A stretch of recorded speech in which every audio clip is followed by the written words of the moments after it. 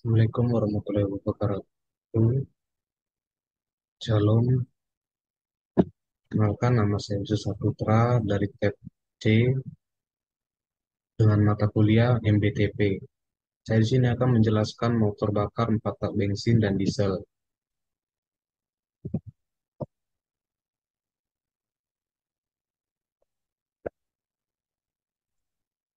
Pengertian, motor bakar 4 langkah atau 4 tak adalah mesin yang menyelesaikan suatu siklus kerja dalam 4 langkah piston di dalam silinder. 4 langkah tersebut yaitu langkah isap, kompresi, usaha, dan buang. Dalam satu siklus kerja, proses engkol berputar 2 kali, sedangkan piston naik turun sebanyak 4 kali. Seperti yang ada di gambar itu ada 4 pistonnya. Terus itu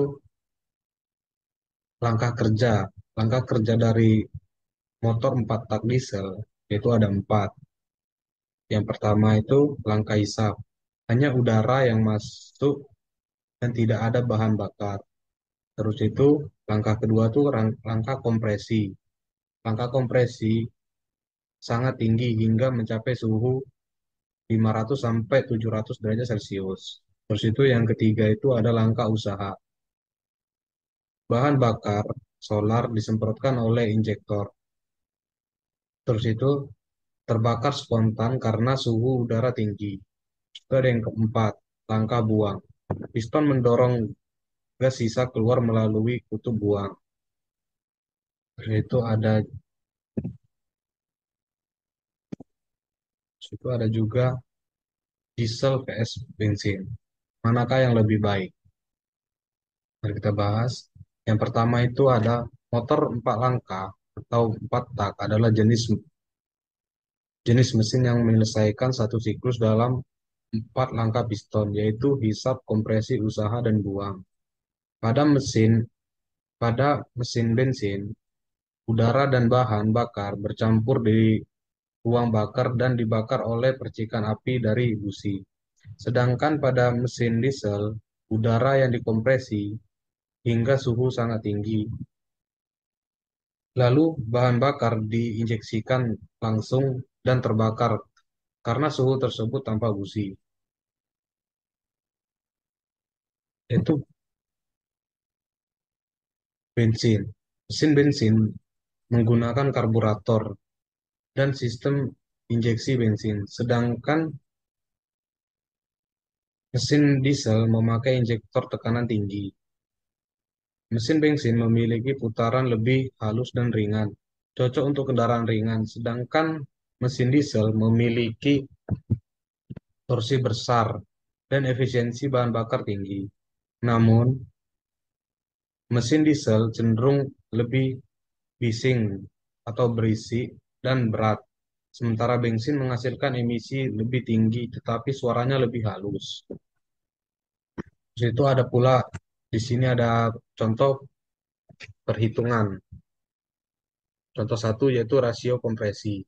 Rasio kompresi adalah perbandingan antara volume silinder saat piston di titik mati bawah, yaitu TMB singkatannya, dengan volume saat piston berada di titik mati atas piston atau TMA, yaitu di sini juga tertera ada rumusnya, yaitu CR sama dengan VH sama dengan VC dibagi VC. CR itu apa? Composition ratio atau rasio kompresi, yaitu VH ada volume langkah atau volume yang disapu piston dari TMA ke TMB, yaitu ada VC juga, VC itu volume ruang bakar. Terus itu di sini juga ada contoh perhitungannya. Misal volume langkah piston pH sama dengan 250.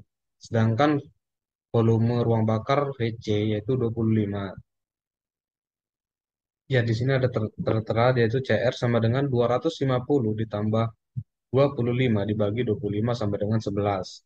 Artinya campuran udara dan bahan bakar dikompresi 11 kali lipat dari volume aslinya.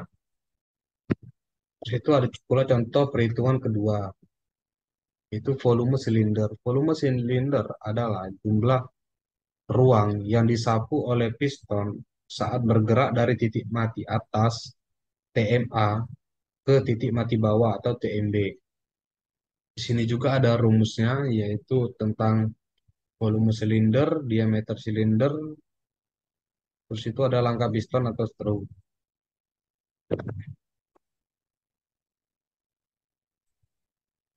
Yaitu di sini ada diameter silinder D sama dengan M, 6 cm.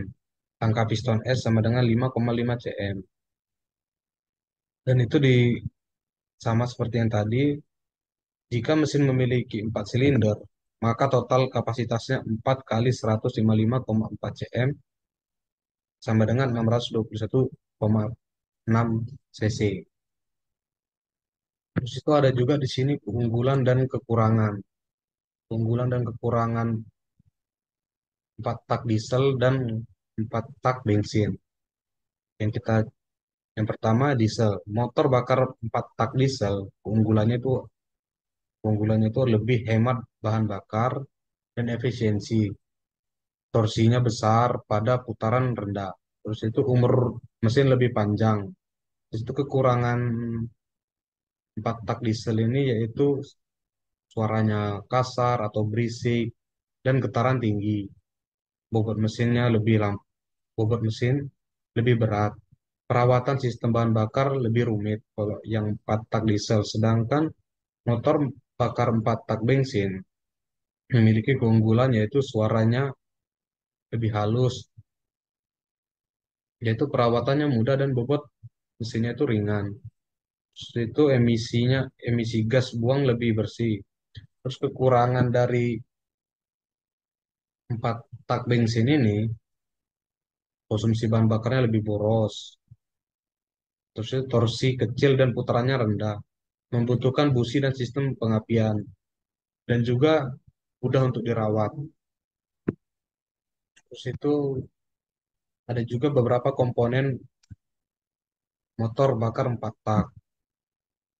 Seperti yang digambar itu ada klep masuk atau hisap, penutup klep, saluran hisap, blok silinder, pendingin silinder, blok mesin, dan sebagainya.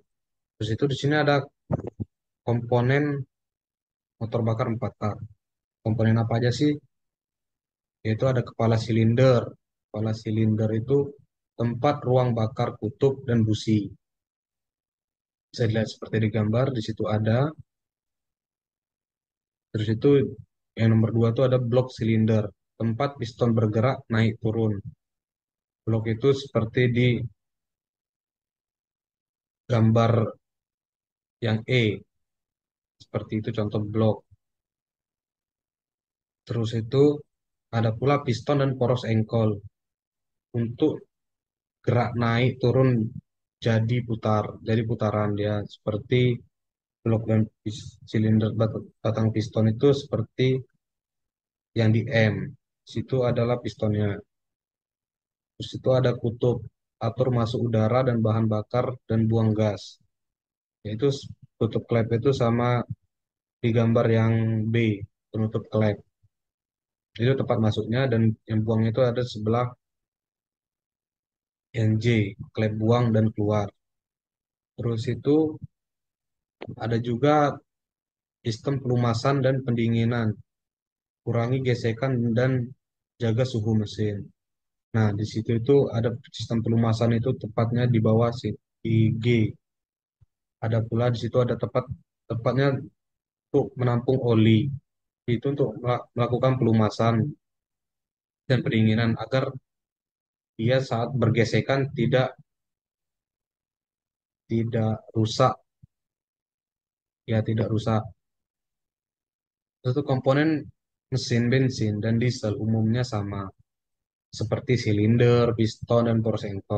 Bedanya mesin pak- bedanya mesin bensin pakai busi untuk pembakaran, sedangkan mesin diesel pakai tekanan kompresi tinggi dan injektor. Di situ ada perbedaannya. Terus itu kesimpulannya dari motor bakar 4 tak bensin dan 4 tak diesel, yaitu motor bakar 4 tak bensin dan diesel sama-sama bekerja melalui langkah hisap, kompresi, usaha, dan buang. Perbedaannya terletak pada sistem pembakarannya. Sistem pembakarannya yaitu di mana bensin itu memerlukan pembakarannya melalui busi dan segala busi. Sedangkan yang diesel itu harus pembakarannya menggunakan tekanan tinggi untuk pembakarannya. Di mana bensin memakai busi sedangkan diesel menggunakan tekanan kompresi tinggi. Mesin diesel lebih efisien dan kuat, sementara bensin lebih halus dan ringan. Simpulannya pada hari ini itu aja. Dan cukup untuk materi 4 tak bensin dan 4 tak diesel.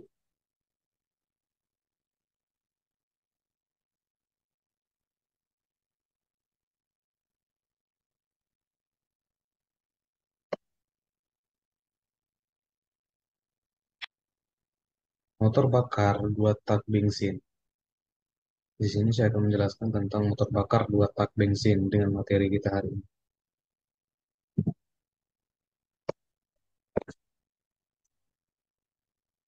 Di sini ada pengertiannya tentang dua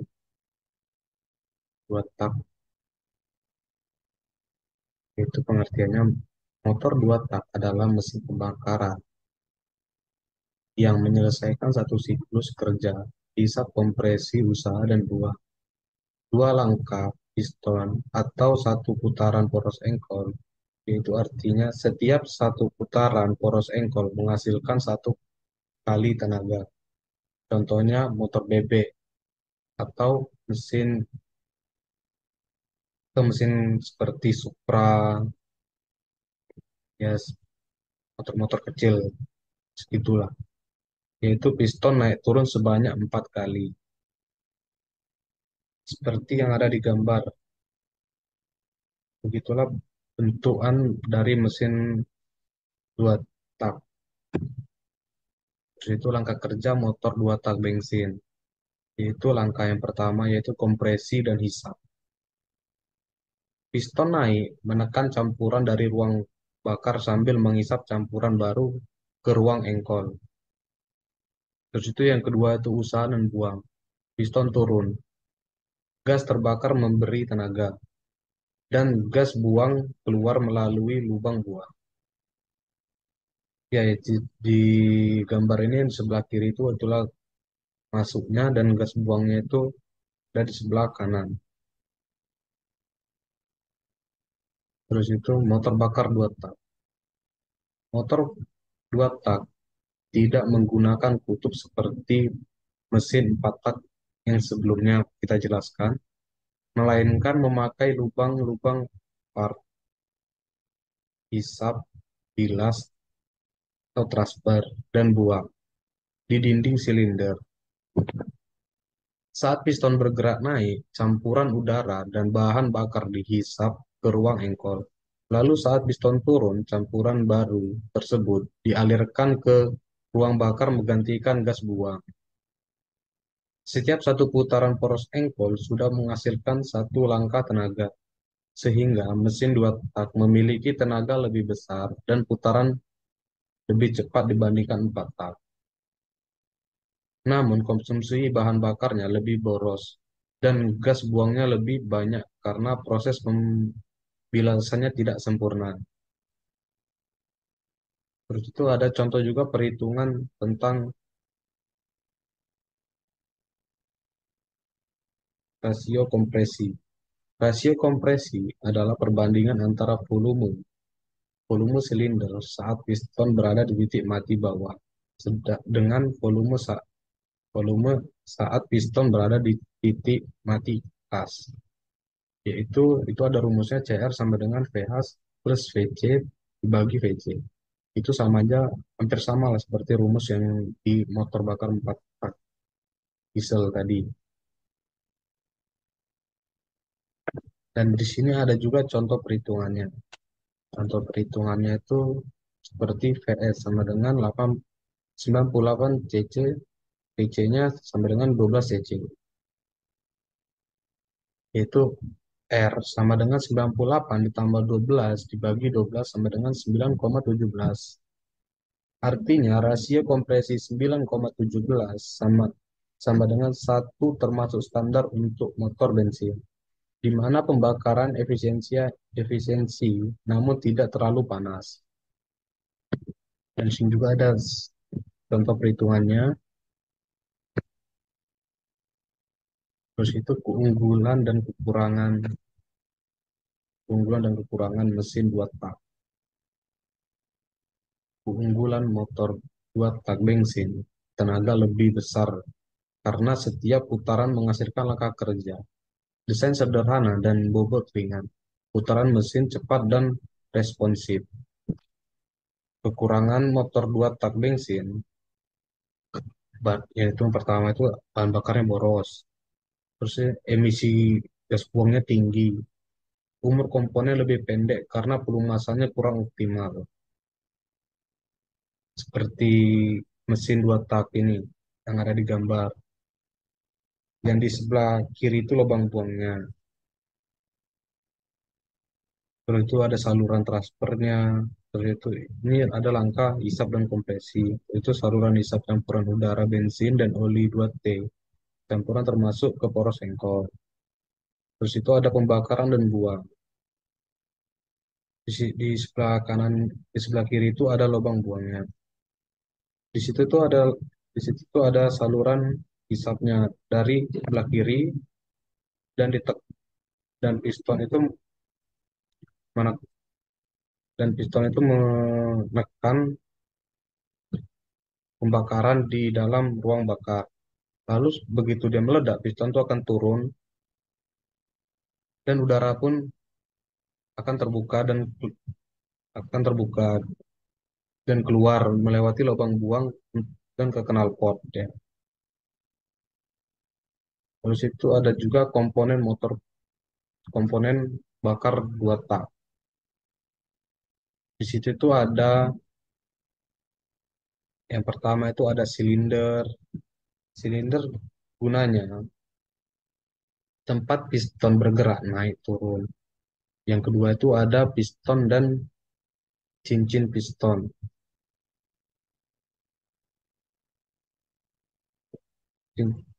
Piston dan cincin piston itu untuk mengubah tekanan gas menjadi gerak mekanik dan menjaga kompresi. Di situ juga ada batang piston.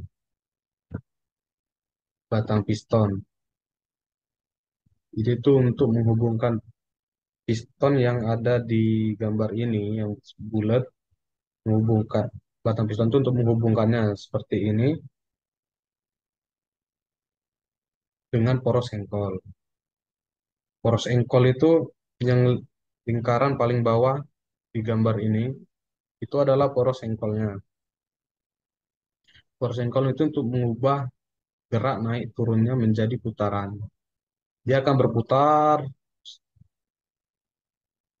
terus itu ada lubang hisap atau lubang spark.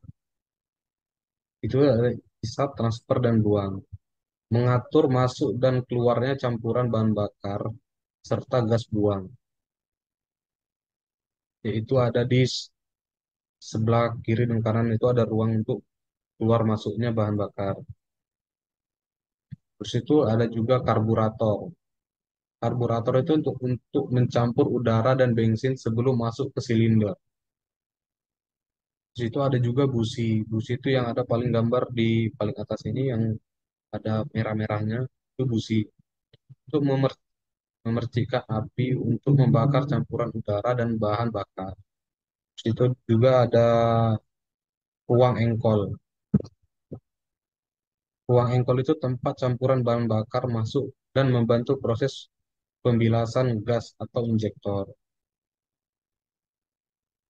Itu kesimpulannya dari motor bakar dua tak bensin, yaitu menyelesaikan suatu siklus kerja hanya dalam dua langkah piston, sehingga menghasilkan tenaga lebih besar dengan desain yang sederhana dan ringan. Namun, efisiensi bahan bakar dan emisi gas buangnya lebih buruk dibandingkan 4 tak. Mesin ini cocok digunakan untuk pada kendaraan kecil atau alat yang membutuhkan tenaga besar dalam waktu singkat. Itulah mengapa motor bakar 2 tak ini lebih boros dibandingkan yang 4 tak. Karena karena di sini ada satu siklus kerjanya hanya 2 langkah piston. Sedangkan 4 tak itu bahkan lebih gitu. Di sini ada materi tentang penyaluran bahan bakar pada mesin bensin dan diesel. Ya, di materi ini kita ada tentang penyaluran bahan bakar pada mesin bensin dan diesel. Di sini saya akan menjelaskan tentang tersebut. Yang pertama itu ada pengantarnya. Yang pertama itu sistem penyaluran bahan bakar berfungsi untuk menyalurkan jumlah dan waktu pemasukan bahan bakar ke ruang bakar. Tujuannya agar campuran udara dan bahan bakar ideal sehingga pembakaran efisiensi, tenaga optimal dan emisi rendah. Tenaga, tenaga optimal itu dan emisi rendah. Jenis sistem berbeda antara mesin dan diesel, tergantung cara pencampuran serta penyemprotan bahan bakarnya. Terus itu ada juga di sini tentang sistem karburator bensin. Sistem karburator bensin ini yang pertama itu ada langkah kompresi, hisap, usaha, dan buang. Yang pertama itu ada langkah kompresi dan hisap. Piston naik, menekan campuran di ruang bakar sambil menghisap campuran baru ke ruang engkol. Terus itu langkah kedua itu ada usaha dan buang. Terus itu piston turun, gas terbakar memberi tenaga, dan buang keluar melalui lubang buang. Itu sistem karburator ini sistem lama di mana percampuran udara dan bahan bakar dilakukan secara mekanis di dalam karburator sebelum masuk ke ruang bakar. Apa aja sih komponen yang ada di sini ini? Yang pertama itu ada tangki bahan bakar, terus itu pompa bahan bakar mekanis, itu ada karburator. Dalam karburator itu ada venturi, pelampung, jet bahan bakar, terus itu ada juga jarum dan filter udara. Terus itu cara kerja karburator bensin ini yaitu bensin dipompa dari tangki ke karburator, masuk udara masuk melalui filter dan melewati venturi atau penyempitan saluran udara. Terus itu dari di venturi kecepatan udara meningkat dan tekanan turun, menarik bensin keluar dari jet bahan bakar.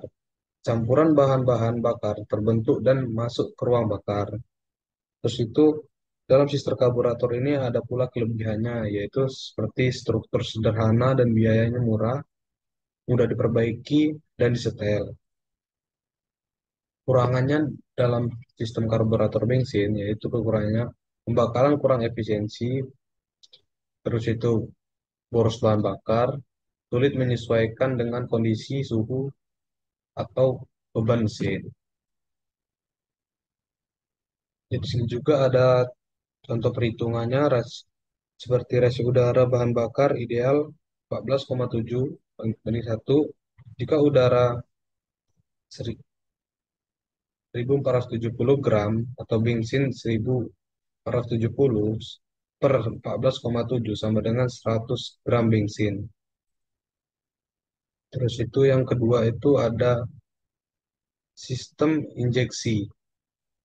Sistem injeksi bensin memakai sensor dan injektor elektronik untuk menyemprotkan bahan bakar langsung ke intake atau ruang bakar. Pompa elektrik menjaga tekanan bahan bakar tetap stabil agar pembakaran efisiensi. Kelebihannya tenaga stabil, emisi rendah, dan efisiensi.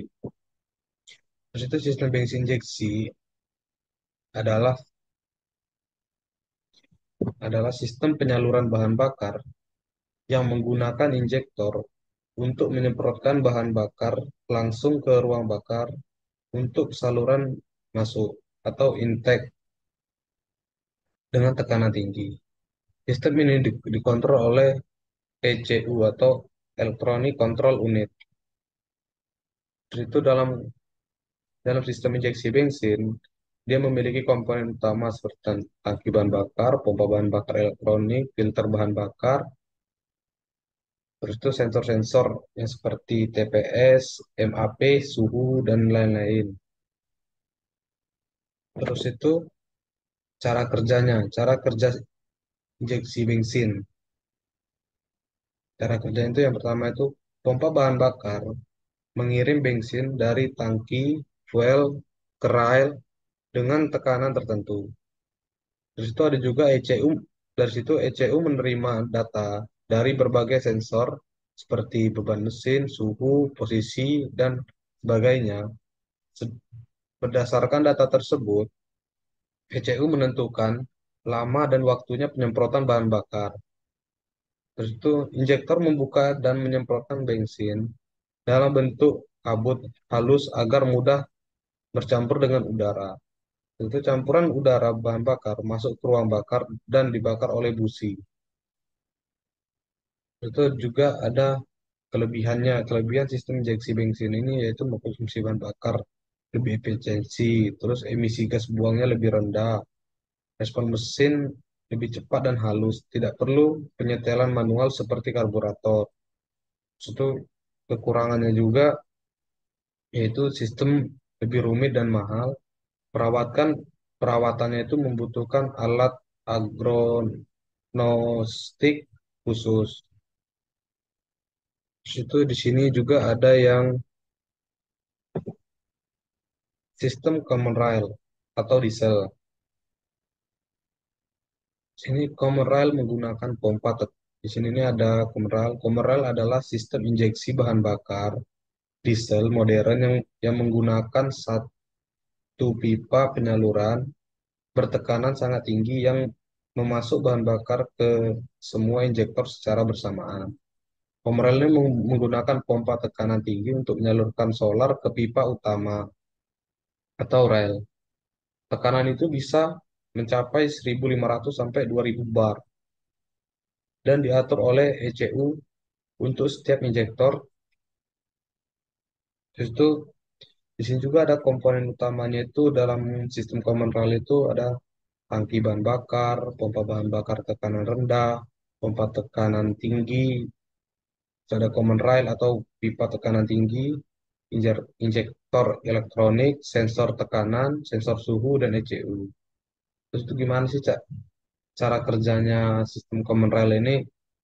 Yang pertama itu bah- pompa bahan bakar mengalirkan solar dari tangki ke pompa tekanan tinggi.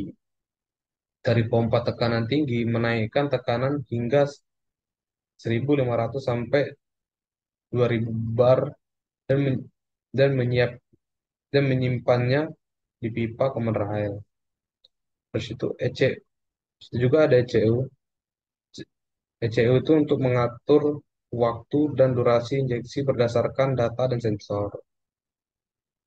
Terus itu in- dari ECU, injektor elektronik membuka sesuai perintah ECU untuk menyemprotkan solar ke ruang bakar. Terus itu juga pembakaran akan terjadi akibat kompresi udara yang tinggi.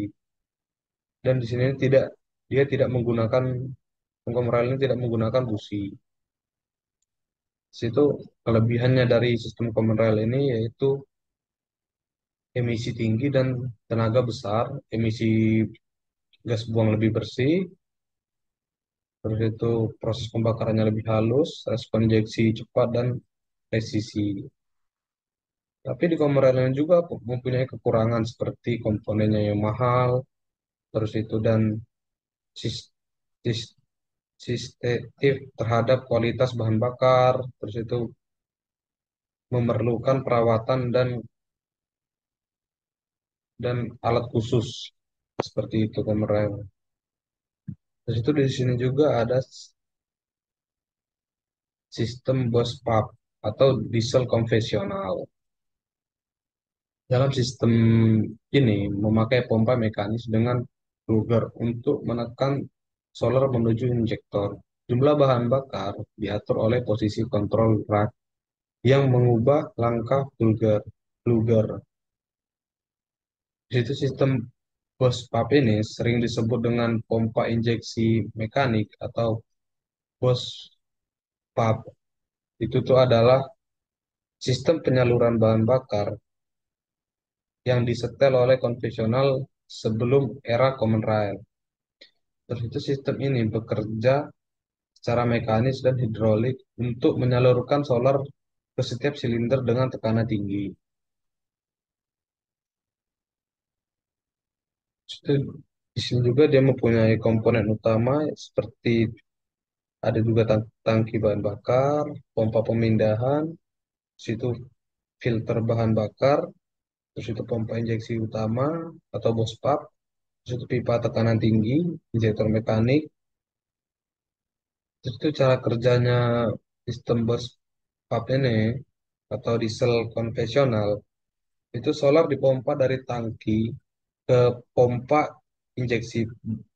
Pompa injeksi, plugger di dalam pompa menekan bahan bakar hingga tekanan tinggi.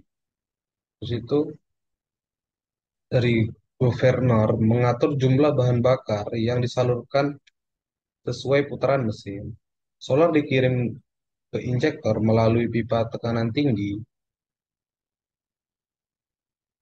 Injektor membuka secara mekanis karena tekanan tinggi dan penyemprotan solar ke ruang bakar. Itu ada juga dari sistem ini kelebihannya. Kelebihannya seperti tangguh, cocok untuk mesin berat, dan mudah diservis. Dan juga dia kuat dan tahan lama, tidak memerlukan sistem elektronik, cocok lah untuk di mesin berat atau di pertanian. Tapi ada juga kekurangannya dari sistem ini seperti emisi tinggi dan suaranya lebih kasar. Terus itu efisiensi pembakarannya lebih rendah dibandingkan sistem common rail tadi yang sebelumnya. Terus itu perawatannya juga dan penyetelannya lebih sulit karena bersifat mekanik. Di situ ada pula komponen utama dari tiap sistem, yaitu seperti yang tadi, ada karburator, pelampung venturi, main jet, jarum pelampung.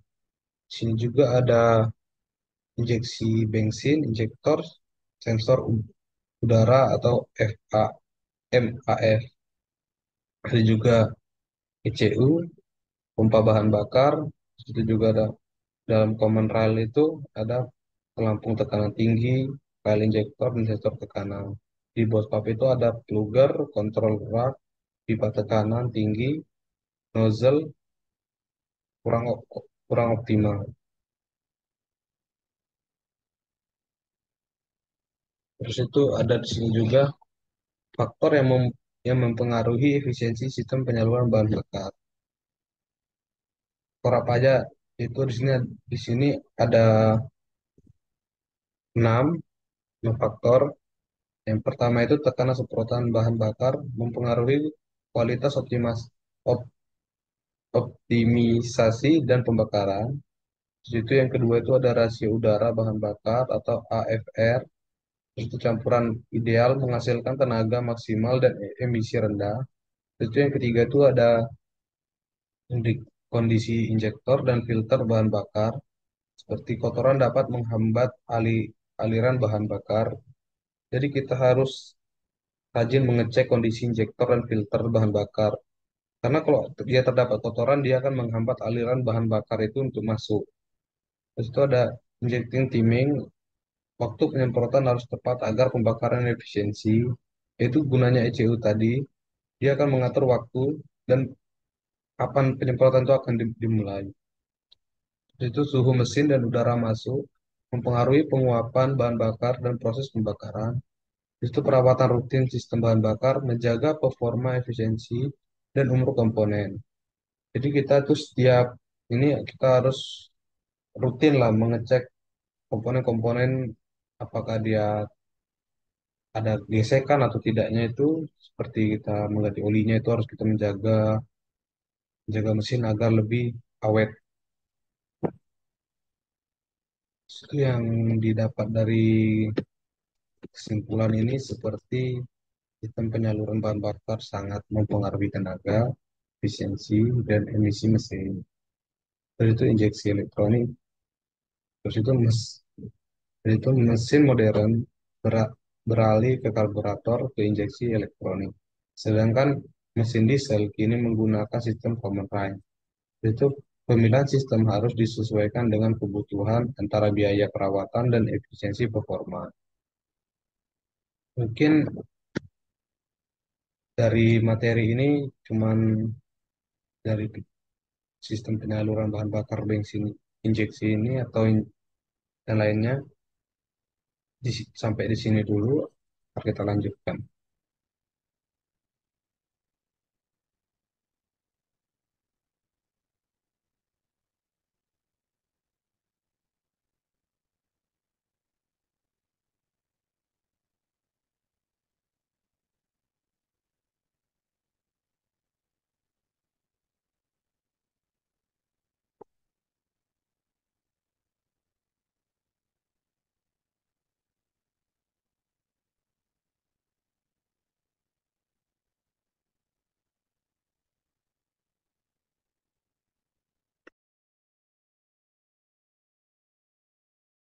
Ya, di materi ini kita ada sistem pelumasan dan sistem pendinginan. Terus itu di sini ada gambarnya tentang sistem pelumasan dan pendinginan. Yaitu sistem pelumasan itu yang pertama adalah sistem pada motor yang berfungsi untuk mengalirkan oli pelumas ke bagian-bagian mesin yang bergerak, seperti piston, porsengkol, dan kutub.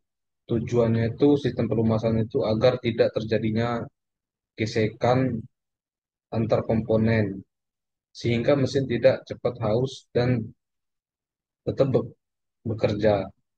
Sistem pelumasan dan pendinginan berfungsi untuk menjaga agar tetap bekerja optimal tanpa kehausan dan kepanasan berlebihan.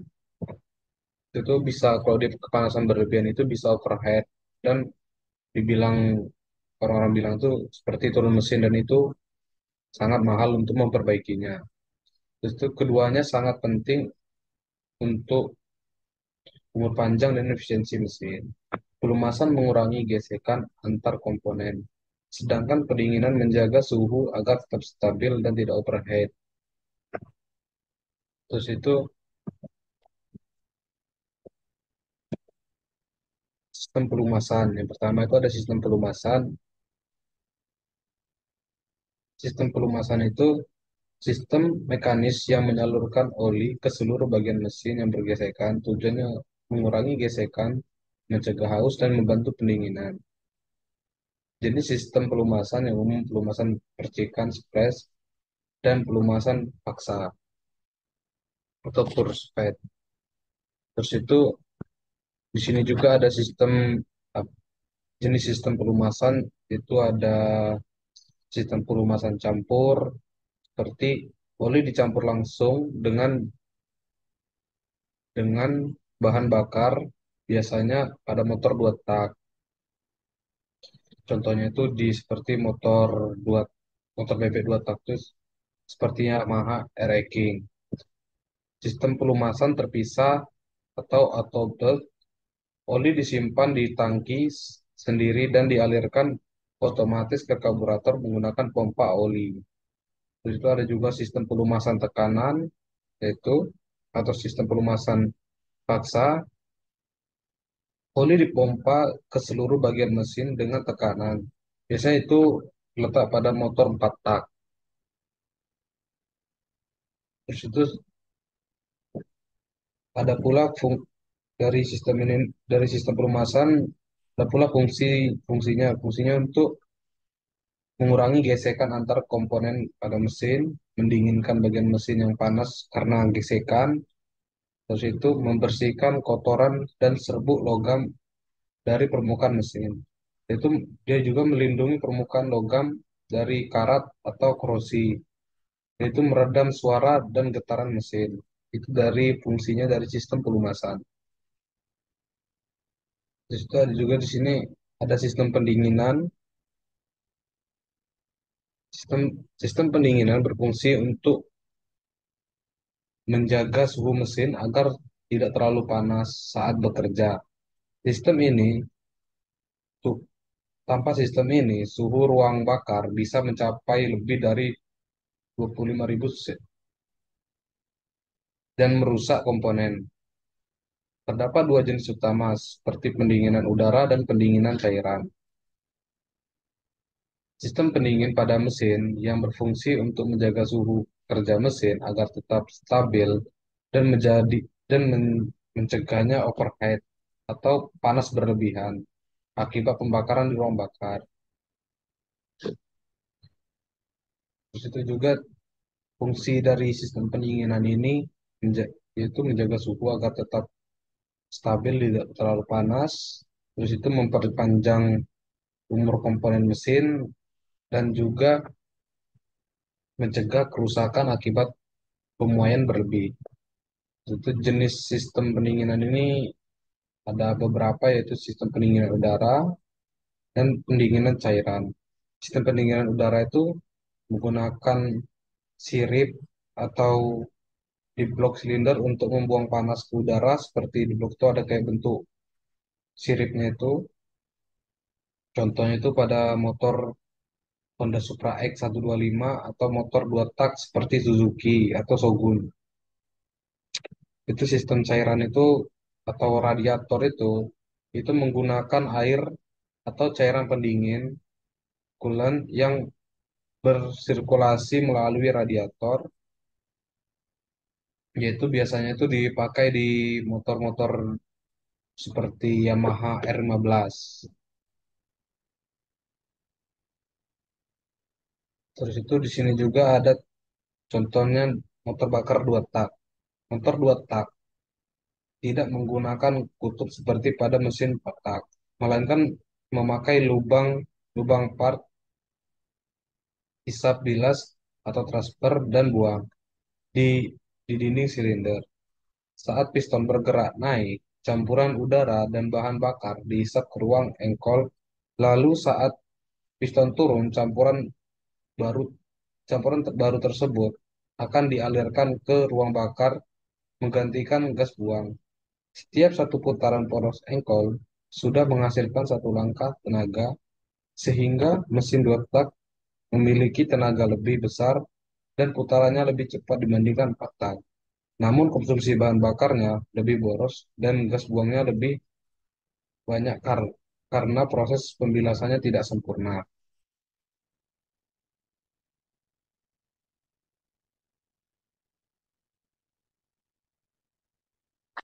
Di sistem yang di contoh motor bakar dua tak dan sistemnya itu seperti jenis motor mesin dua tak itu Yamaha Air King, Ninja Kawasaki, dan Suzuki itu mempunyai sistem pelumasan campuran atau premix atau berpisah atau terpisah dia ya, seperti Autobel. Sistem pendinginannya itu umumnya menggunakan pendinginan udara, tetapi motor performa tinggi seperti Ninja 150R memakai pendinginan cairan. Di sini juga ada contoh perhitungannya sistem pelumasan. Perhitungan ini menunjukkan bagaimana tekanan oli yang dihasilkan oleh pompa dapat memberikan gaya dorong untuk menyalurkan pelumasan ke seluruh bagian mesin. Yaitu yang pertama ada tekanan oli atau singkatnya P atau 350 kPa. Luas lubang saluran oli itu A sama dengan 50 meter. mm itu ditanya itu gaya dorong olinya atau F.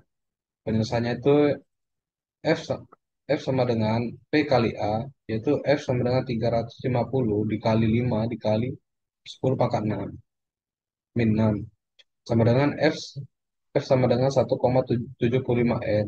Kesimpulannya itu ya tekanan oli sebesar 350 kPa menghasilkan gaya dorong sebesar 1,73 Newton yang cukup untuk mengalirkan pelumas ke bagian mesin yang membutuhkannya. Juga ada di sini juga contoh perhitungan perhitungan sebelah pandangan. Perhitungan ini bertujuan untuk mengetahui jumlah massa air yang diperlukan untuk menyerap panas dari dari mesin agar suhu tetap stabil.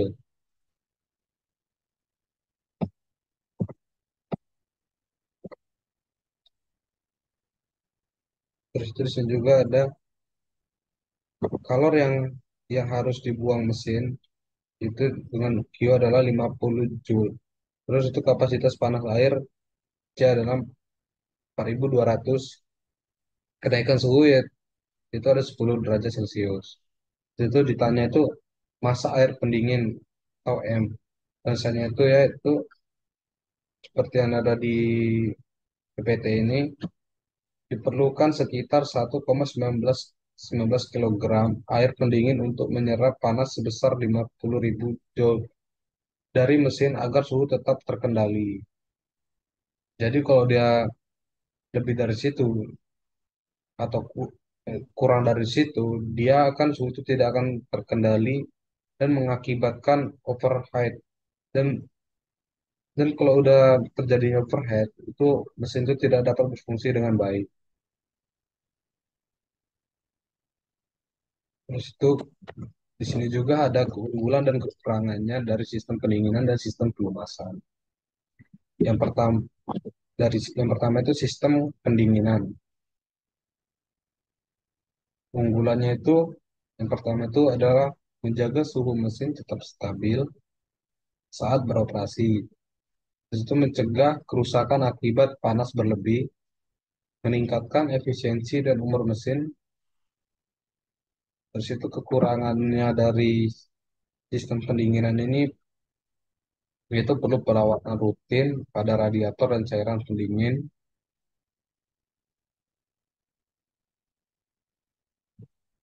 Terus itu juga ada resiko kebocoran pada sistem cairan, pendinginan udara kurang merata dan lebih bising. Terus itu juga ada sistem pelumasan. Jadi sistem pelumasan itu mempunyai keunggulan mengurangi gesekan dan kehausan komponen mesin.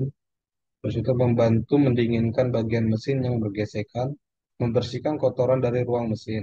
Terus itu dia memiliki kekurangan, memerlukan perawatan rutin seperti penggantian oli, risiko kebocoran oli yang menurunkan tekanan, terus itu oli kotor dapat menyebabkan sumbatan saluran pelumasan. Terus itu ada juga komponen sistem pelumasan dan sistem pendinginan. Komponen komponennya komponen pelumasannya itu seperti oli oli pan, oli strangler, oli pump, oli filter, terus itu juga di situ ada pompa oli sama dengan ini. Terus itu di situ ada poros di gambar ini ada poros engkol, ada pula piston atau ring piston, terus juga ada silinder dan blok. Terus itu di sistem pendinginan itu ada kipas pendinginnya, ada bypass atau radiator, ada water jet, terus itu ada termostat, ada water pump. Terus itu juga ada di sini juga ada penutup silindernya, ada situ ada penutup silinder, ada kipas pendinginnya, ada juga tutup radiator di situ. Terus itu kesimpulannya itu dalam sistem pelumasan dan sistem pendinginan itu yaitu sistem pelumasan dan pendinginan bekerja bekerja saling mendukung dalam menjaga mesin tetap awet dan efisiensi. Peluma- Pelumasan mengurangi gesekan dan panas internal, sedangkan pendinginan mengontrol suhu agar tetap optimal. Perawatan rutin, oli, dan cairan pendingin sangat penting untuk menjaga performa dan mencegah kerusakan dini. Jadi dalam kita mempunyai kendaraan, kita harus sering mengecek sis- sistem pelumasannya dan pendinginannya, seperti kita harus sering mengganti oli biasanya itu setiap sebulan sekali atau 2 bulan sekali, tergantung pemakaiannya. Dan terus juga kita harus mengecek sistem pendinginannya, seperti kita mengecek air radiatornya, apa dia masih ada atau tidak. Seperti itu tentang kesimpulannya tentang sistem pelumasan dan sistem pendinginan pada materi ini.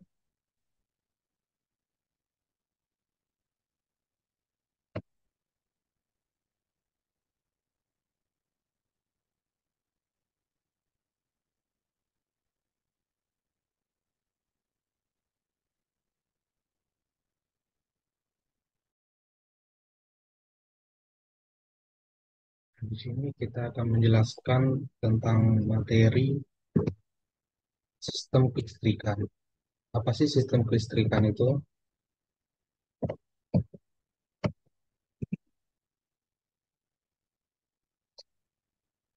Sistem kelistrikan itu adalah rangkaian komponen listrik yang berfungsi untuk menghasilkan atau menyimpan, menyalurkan, dan menggunakan energi listrik pada kendaraan atau mesin agar semua komponen yang membutuhkan listrik dapat bekerja dengan baik. Dan di sini juga sistem kelistrikan berfungsi untuk menyediakan dan menyalurkan energi listrik untuk menyalakan mesin, serta mendukung komponen elektronik kendaraan. Energi listrik disuplai oleh baterai atau aki dan mengisi kembali oleh alternator. Sistem ini juga mengatur pencahayaan, pengapian, dan serta sensor-sensor elektronik pada mesin modern.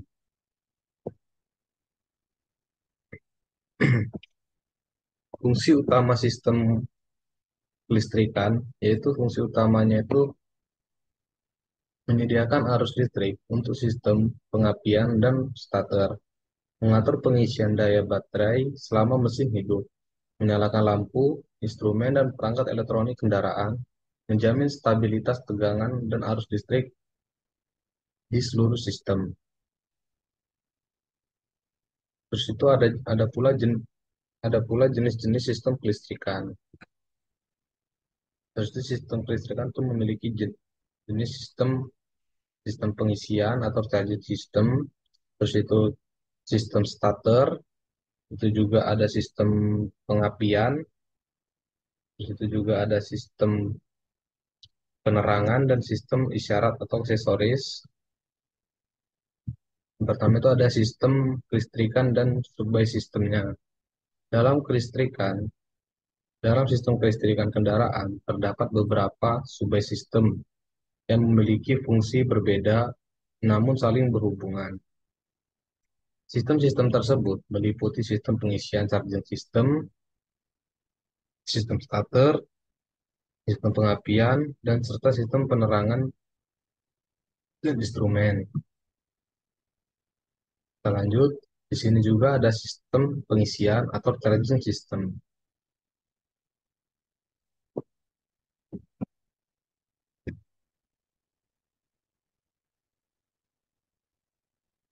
Sistem ini berfungsi untuk menjaga baterai tetap terisi selama mesin hidup.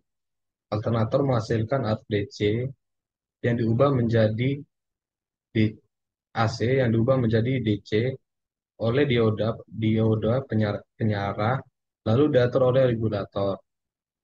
Jika sistem jika pengisian tidak stabil, aki akan cepat rusak dan sistem kelistrikan terganggu. Dan juga ada contoh perhitungannya, diketahui ketegangannya itu 12 volt, dan arus pengisiannya itu 10 ampere, daya listrik sama dengan V kali I sama dengan 12 kali 10 sama dengan 120 watt udara dan pendinginan cairan. Itu sistem Charging ini alternator dan regulator menjaga aki tetap terisi. Di sini juga ada sistem starter. Sistem starter digunakan untuk memutar poros engkol pertama kalinya agar mesin tetap hidup. Komponen utama yaitu baterai, motor starter, veloid, dan kontak dan kunci kontak. Ketika arus mengalir, motor starter menghasilkan torsi untuk memutar poros engkol. Itu juga ada contoh perhitungannya. Diketahui tegangan 12 volt dan arus 80 ampere. Daya motor starter sama dengan 12 kali 80 yaitu 960 watt. Nah, sistem starter ini untuk menghidupkan mesin dengan motor starter. Terus itu juga ada sistem pengapian. Sistem pengapian menghasilkan percikan api di busi untuk membakar campuran bahan bakar dan udara. Terdiri dari koil pengapian, distributor, kabel tegangan tinggi, dan busi. Pada kendaraan modern, sistem ini dikontrol secara elektronik, EFI atau ECU.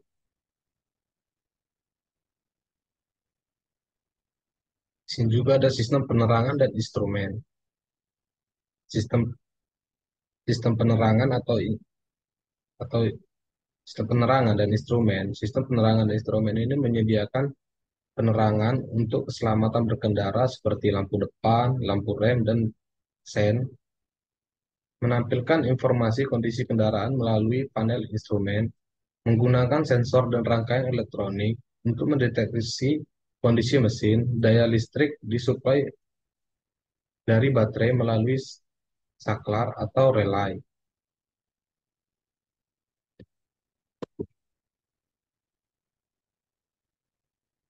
Nah, di sini juga ada kelebihan dan kekurangannya dari sistem kelistrikan ini. Kelebihan dari sistem kelistrikan ini yaitu untuk memudahkan pengoperasian kendaraan melalui sistem otomatis seperti starter dan injeksi, menjamin efisiensi pembakaran melalui sistem pengapian yang stabil, mendukung keselamatan dan kenyamanan melalui penerangan dan sistem sensor. Kekurangannya dari sistem kelistrikan ini yaitu rentan terhadap kerusakan akibat konsleting atau arus pendek, membutuhkan perawatan komponen listrik secara rutin seperti aki dan kabel.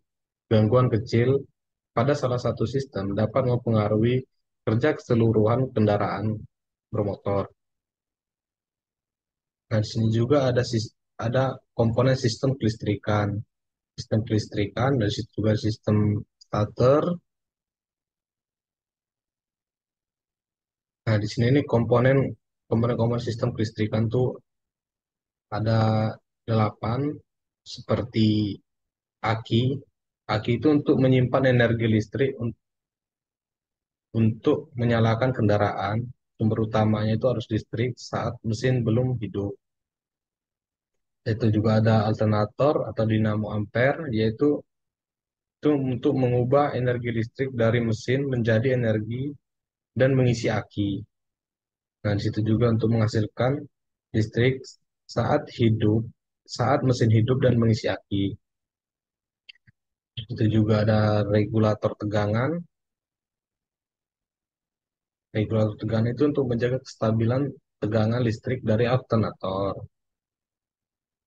Nah, kunci kontak itu untuk menghubungkan atau memutus arus listrik dari aki ke sistem lainnya. Itu fungsinya kunci kontak itu mengalirkan arus listrik ke bagian sistem. Itu juga untuk memutuskan dan menyalurkan sistemnya. Terus itu juga ada busi. Busi itu untuk memercikkan api untuk pembakaran di sistem ruang bakar. Itu ada juga starter motor. Starter motor itu untuk mengubah energi listrik menjadi energi mekanik untuk memutar poros engkol saat menyalakan mesin. Itu untuk memutar mesin saat proses menyalakan kendaraan. Terus itu ada spring atau relay itu untuk melindungi rangkaian dari kelebihan arus. Itu ada sistem penerangan itu dan instrumen itu untuk mencakup lampu, klakson dan indikator dashboard. Itulah seperti lampu sebagai penerangan dan tanda di kendaraan.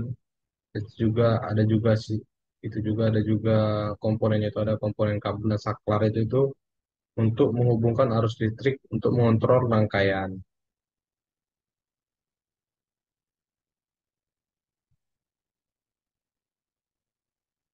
Nah, sebelum situ sini cara kerja singkatnya itu dari sistem kelistrikan ini juga ada saat kunci kontak dihidupkan, aki, aki mengirimkan arus listrik ke starter.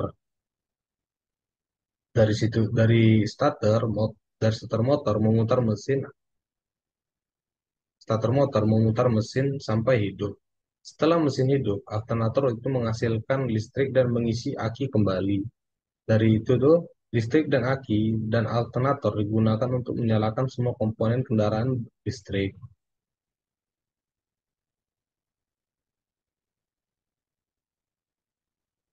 Fungsi sistem kelistrikan ini juga menyuplai arus listrik ke komponen kendaraan, terus itu menyalakan mesin melalui starter, terus itu mengatur proses pengapian pada mesin bensin agar pembakaran itu akan terjadi. Terus itu mengisi kembali energi listrik ke aki dengan alternator, terus itu menyalakan lampu penerangan dan indikator. Itu mengaktifkan sistem elektronik seperti wiper, klakson, dan sistem pendinginnya. Nah, yang kita dapat dari sistem kelistrikan ini yaitu simpulannya itu sistem kelistrikan merupakan bagian penting yang yang menunjang pengoperasian seluruh komponen kendaraan. Fungsi utamanya fungsi utamanya adalah menyediakan atau menyimpan dan mengatur aliran energi listrik untuk sistem pengapian, pengisian, pengisian dan penerangan. Perawatannya itu juga harus rutin seperti pengecekan aki, kabel, dan sistem pengisian sangat diperlukan agar kendaraan tetap berfungsi dengan baik. Dan sistem kelistrikan juga adalah komponen yang berfungsi untuk menghasilkan, menyimpan, dan menyalurkan dan menggunakan energi listrik pada kendaraan atau mesin. Semua komponen yang membutuhkan itu akan bekerja dengan baik.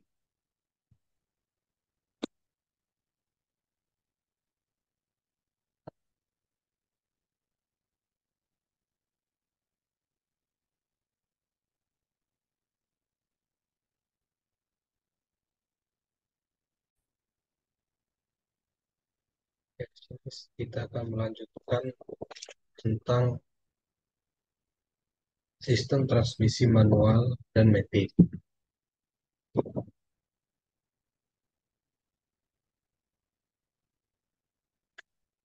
Apa sih sistem transmisi manual dan matic ini? Yang pertama itu ada sistem transmisi merupakan bagian dari sistem pemindahan tenaga pada kendaraan. Fungsinya adalah untuk menyalurkan tenaga dari mesin menuju roda gerak agar kendaraan dapat bergerak. Selain itu, transmisi mengatur besarnya torsi dan kecepatan yang dihasilkan mesin sesuai kebutuhan jalan. Terdapat dua jenis utama transmisi, yaitu transmisi manual (MT) dan transmisi otomatis atau AT atau matic, dengan cara kerja yang berbeda dalam memindahkan gigi. Fungsi sistem transmisi yaitu ada lima, yaitu satu untuk meneruskan tenaga dari mesin ke roda penggerak secara efisien. Yang kedua itu mengubah momen torsi dan kecepatan sesuai kebutuhan kendaraan, menanjak, melaju, dan berhenti. Yang ketiga itu memungkinkan kendaraan mundur dengan arah rotasi roda yang berlawanan. Yang keempat itu memutus tenaga sementara antara mesin dan roda ketika perpindahan gigi dilakukan. Terus yang kelima itu menyesuaikan beban kerja mesin agar tetap efisien pada berbagai kondisi jalan. Nah, di sini ada komponen utama transmisi manual. Sebelum kita masuk ke transmisi manual, saya akan lebih sedikit menjelaskan tentang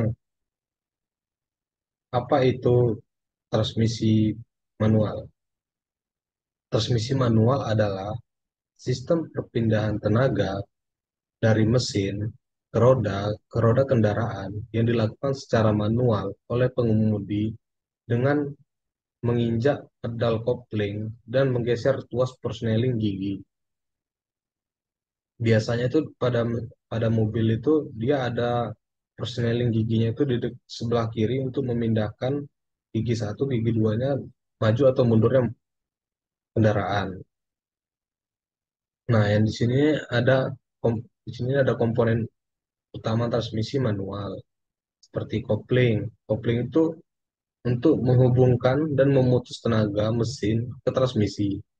Jadi sebelum kita memindahkan gigi atau mengoper gigi, kita harus mencet kopling terlebih dahulu untuk memutuskan tenaga tenaga mesin ke transmisi. Nah, itu tuh untuk memutuskan dan menghubungkan tenaga dari mesin ke transmisi. Itu juga ada namanya input shaft. Itu tuh poros penerima tenaga dari mesin. Dan juga tuh ada gearbox atau kontak gigi. Kontak gigi itu tuh berisi roda gigi yang menentukan perbandingan kecepatan dan torsi. Nah, tepatnya itu roda gigi itu berbagai ukuran untuk mengatur resiko kecepatan. Dan itu juga ada namanya shift fork atau lever. Itu alat untuk menggeser posisi gigi. Dan juga itu ada output shaft. Itu tuh untuk itu poros penyalur tenaga ke gardan atau roda. Yaitu tuh menyalurkan tenaga dari mesin ke roda penggerak. Terus itu ada juga sky rosy itu untuk menyamakan kecepatan antar gigi agar perpindahannya halus. Nah, di sini juga ada komponen utama transmisi matic. Nah, sebelum kita itu transmisi matic itu adalah sistem transmisi yang memindahkan gigi secara otomatis tanpa perlu pengemudi menekan kopling. Sistem ini menggunakan konter atau CVT. Nah, ini sistem utama transmisi matic ini yaitu beda sama yang manual ini tadi. Karena yang manual ini tadi untuk melakukan perpindahan gigi itu kita harus menekan kopling. Sedangkan yang matic ini tidak perlu. Dia akan mengat- mengatur dan menyesuaikan kecepatan itu tersendiri. Nah, di sini juga memiliki komponen utama transmisi matic itu yaitu seperti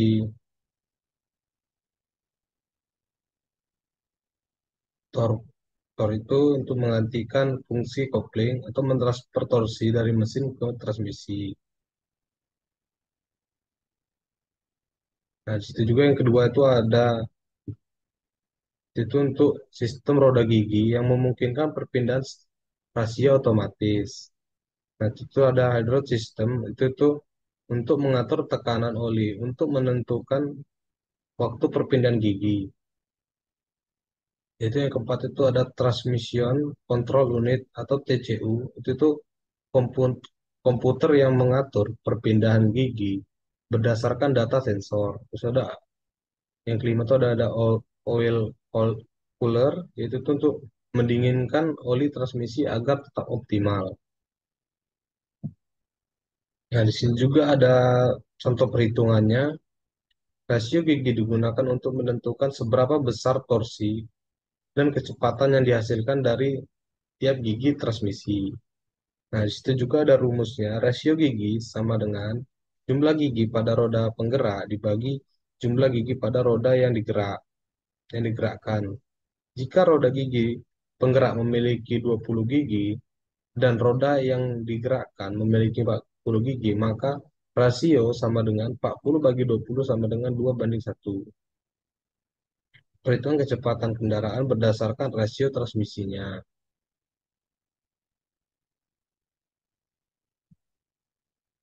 Nah, di sini juga ada dalam sistem transmisi otomatik dan manual ini, kita dia memiliki kelebihan dan kekurangannya. Yang pertama itu sistem manual. Itu keunggulannya itu efisiensi bahan bakarnya lebih tinggi, struktur lebih sederhana, dan biaya perawatannya lebih murah. Dan kita dapat mengontrol performa kendaraannya dengan lebih presisi. Kekurangannya dari sistem manual ini membutuhkan tenaga dan keterampilan saat mengemudi kurang nyaman di lalu lintas padat. Nah, dan itu tuh resikonya itu kesalahan yang sering terjadi itu biasanya kesalahan pas perpindahan giginya itu. Sedangkan kelebihan dan kekurangannya di transmisi matic ini yaitu keunggulannya itu nyaman dan mudah dioperasikan, perpindahan gigi halus dan otomatis, cocok untuk di kondisi jalan perkotaan. Nah, kekurangannya itu lebih boros bahan bakar, perawatan dan suku cadangnya itu lebih mahal, dan struktur sistem itu lebih kompleks. Nah, perbandingan kerja sistem transmisi manual dan otomatis. Sini ada perbandingannya. Sistem manual bekerja dengan memanfaatkan kopling dan post persneling untuk memindahkan gigi secara mekanis. Pengemudi harus menekan pedal kopling agar tenaga dari mesin terputus sementara, lalu memindahkan gigi sesuai kebutuhan kecepatan dan torsi. Sistem ini memberi kendali kendali penuh pada pengemudi atas tenaga dan akselerasi kendaraan. Nah, di sini juga transmisi otomatis menggunakan torsi counter, planerty, gear set, dan sistem hidrolik untuk memindahkan gigi secara otomatis tanpa perlu kopling manual. Saat kecepatan kendaraan berubah, sistem dan sistem akan menyesuaikan rasio gigi berdasarkan tekanan oli dan beban mesin. Hal ini membuat perpindahan gigi lebih terasa halus dan efisiensi untuk penggunaan lalu lintas padat.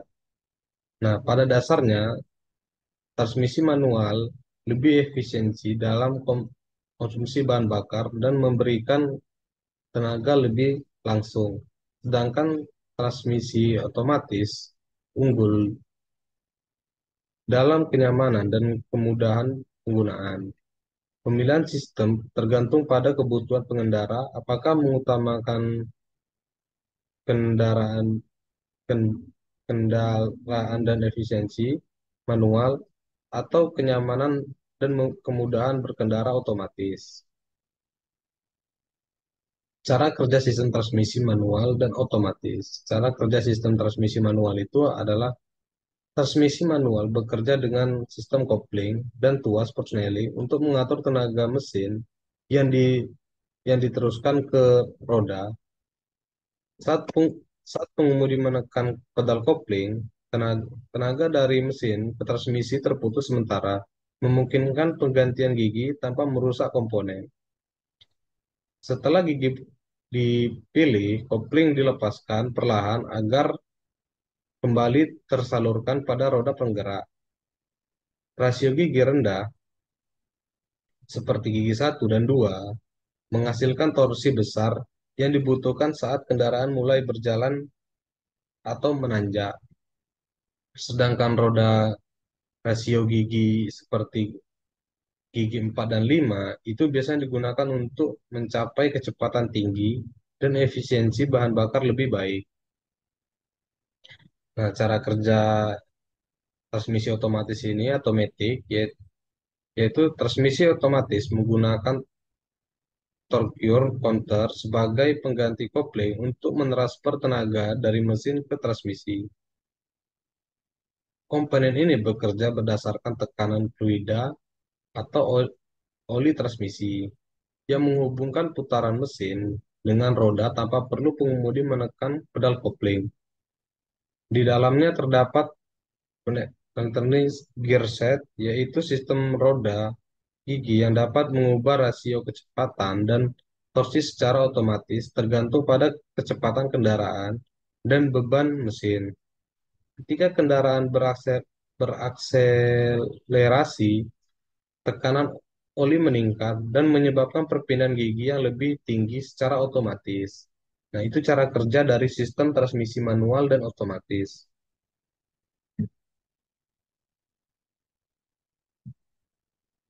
Nah, yang kita dapat simpulkan